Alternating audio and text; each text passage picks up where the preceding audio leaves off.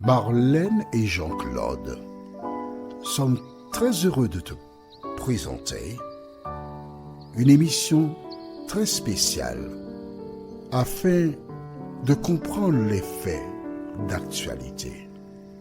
Merci pour ta fidélité. Merci une fois de plus de prendre le temps pour découvrir la parole de l'Éternel.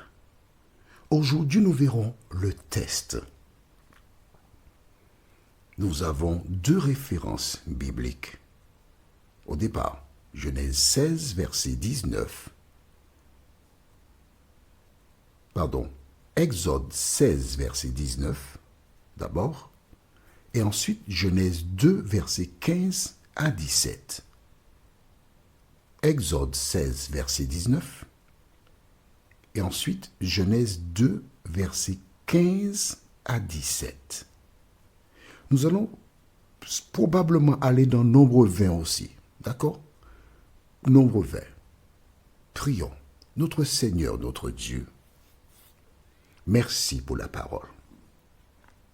Merci de continuer de nous éclairer et de nous diriger dans toute la vérité.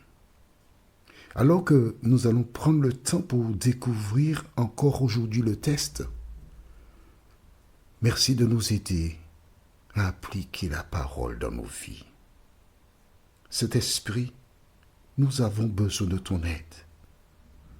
Fais-nous du bien au nom de Jésus et pour ta gloire éternelle. Amen. Allons dans Exode chapitre 16. Et pour bien comprendre, éventuellement éclairer celles et ceux qui découvrent seulement maintenant cette émission, nous lirons à partir du verset 15. Les enfants d'Israël regardèrent et ils se dirent l'un à l'autre, « Qu'est-ce que cela ?» Car ils ne savaient pas ce que c'était. Moïse leur dit, « C'est le pain que l'Éternel vous donne pour nourriture.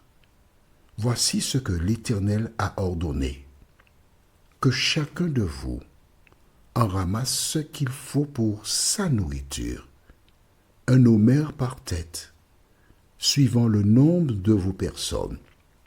Chacun en prendra pour ceux qui sont dans sa tente. » Les Israélites firent ainsi, et ils en ramassèrent les uns plus, les autres moins.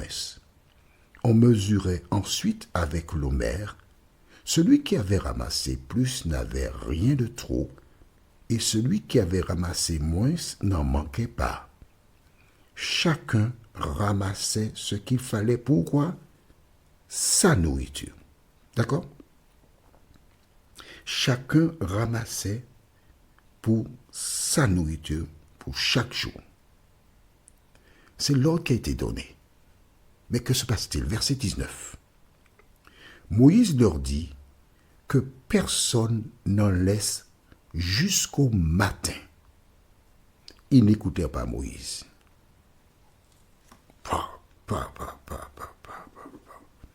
Ils n'écoutèrent pas Moïse. À quoi cela te fait-il penser? Dieu a donné des directives à Moïse.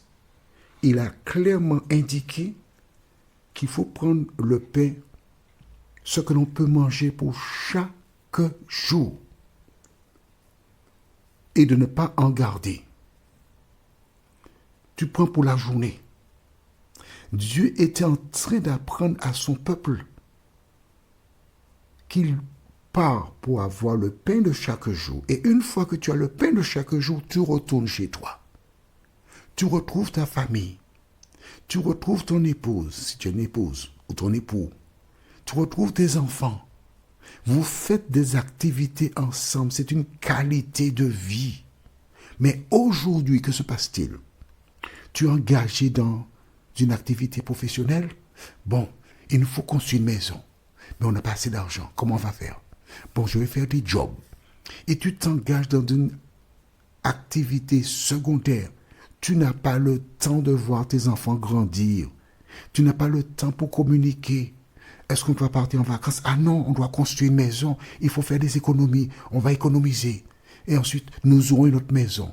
Sauf que parfois, quand tu fais ces plans-là, il se trouve qu'un accident arrive, paf, il y a un qui est malade, handicapé, paf, un autre qui est mort.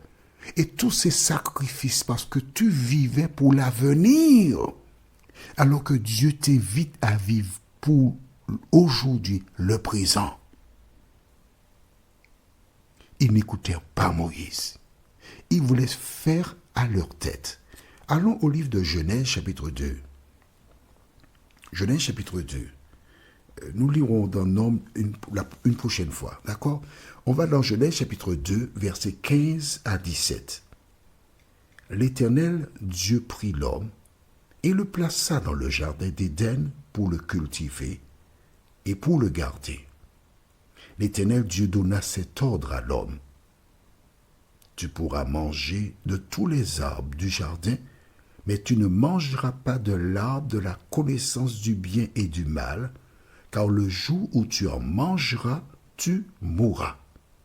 Vois-tu, dans le livre de Genèse chapitre 2, Dieu avait donné un ordre précis, clair, concis. Tu ne mangeras pas du fruit de l'arbre de la connaissance du bien et du mal. Dieu l'a dit. Ils ont entendu. Mais que s'est-il passé? Ils firent le contraire de la parole de Dieu. Pourquoi? Pour celles et ceux qui ne savent pas, un jour l'ennemi de la race humaine, ce qu'on appelle communément le diable ou Satan, que fit-il? Il alla vers Ève et à travers ses paroles, il l'a détourné du plan. Il a encouragé à faire le contraire de ce que Dieu lui avait ordonné. Et en écoutant le diable, la Bible déclare qu'elle prit le fruit. Elle en mangea. Elle en donna à son mari qui était à côté d'elle. Et les yeux des deux s'ouvrirent. Et à partir de ce moment, que s'est-il passé?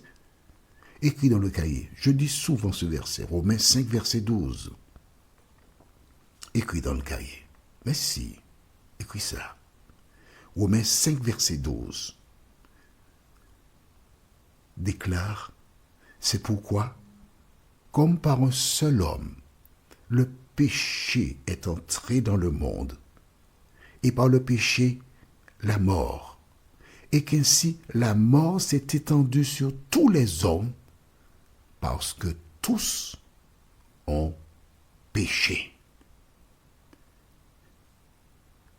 Il arrive souvent que certaines personnes me disent, ah, si j'étais à la place d'Ève, je n'aurais pas mangé le fruit. Ah ouais, j'aurais obéi à Dieu. Vois-tu, à travers les différents récits de la Bible, nous voyons qu'il y a toujours des situations où des femmes et des hommes font le contraire de ce que dit la parole de Dieu. Dieu a dit, tu ne vas pas manger. Elle va manger. Relisons dans Exode chapitre 16, verset 19. Exode chapitre 16, verset 19. Tu as trouvé? Je t'ai dit, j'aime lire avec toi. Moïse leur dit que personne n'en laisse jusqu'au matin. Ne laissez pas pour demain matin. Mais qu'est-ce qui s'est passé? Ils n'écoutèrent pas Moïse. Ces personnes, ce sont nos contemporains déjà. Ils ont dit, si demain il n'y a pas, en prévision, on va garder un peu qu'on va manger, on va dire ça pour demain, au cas où il y a une pénurie.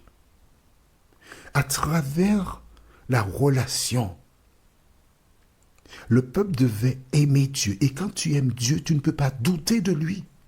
Il te dit de faire comme cela, il faut obéir à la parole de Dieu.